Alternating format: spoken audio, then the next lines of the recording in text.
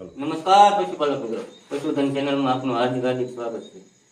તો આજે આપણે એવી પ્રોજેક્ટ વિશે વાત કરવાની છે કે આપણી સાથે સાહેબનું નામ તો નથી આવડતું, પણ પશુ વિશે ઘણી બધી આપણને પ્રોજેક્ટ લઈને આવ્યા છે, તો અમને માહિતી આપશે.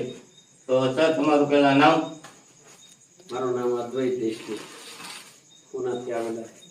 સર, અત્યારે પશુપાલકનો એવો પ્રશ્ન છે કે 3-3, 4-4 વર્ષના ખડાયા થાય છે પણ ગાભ નથી રાખતું, રિપીટ આવા પ્રશ્નો છે. તો તેના સોલ્યુશન વિશે શું તમે કહેશો? उसके लिए एक्चुअली ये जो माजदन आता है ना, इसको देने का है.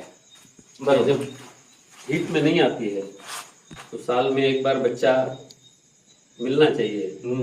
गाय से, भैंस से 14 महीने में, 15 महीने में भैंस से मिलना चाहिए.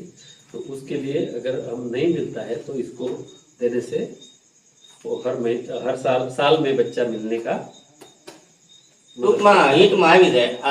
हिट में आता है, गाप जाता है. माजदन તો આની દેવાની કેવી રીતને છે સાહેબ? बोली है अंदर सवेरे शाम खिला देने की. 10 दिन. कितना दिन का कोर्स? 10 दिन का कोर्स है, सवेरे शाम.